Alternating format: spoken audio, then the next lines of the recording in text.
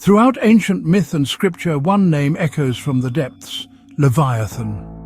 A sea monster so fearsome it stirred both awe and terror across centuries. Imagine the darkest trench of the ocean where sunlight dies and the water turns black as ink. Down there, legends say, something stirs, a monster born before time itself. The first whispers of Leviathan slither through the Hebrew Bible. In the book of Job, it's described as a serpent-like beast, a creature with scales like armor, eyes that burn, and a breath that turns the sea to steam. Not just a monster, Leviathan is a symbol of chaos, raw power, and divine wrath. Jewish mysticism took it further. The Talmud and the Kabbalah call Leviathan a force of apocalypse, destined to be slain at the end of days. Imagine a celestial banquet where the righteous feast on its flesh, a reward for surviving the world's end. It's primal, cosmic, and absolutely terrifying. But the story doesn't stop there. In Christian and medieval lore, Leviathan's image twisted into something even darker. It became a symbol of Satan himself, representing envy, chaos, and sin.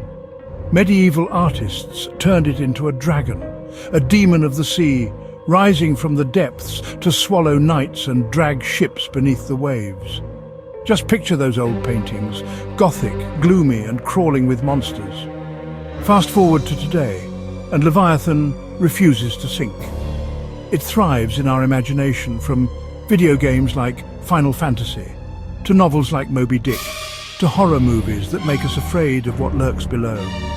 Leviathan has become a shapeshifter, sometimes a god, sometimes a metaphor for our greatest fears. Even philosophers couldn't resist its pull. In 1651, Thomas Hobbes used Leviathan as a metaphor for absolute power, an all-consuming force that keeps humanity in check. His famous book cover shows a giant crowned king made up of tiny, faceless people.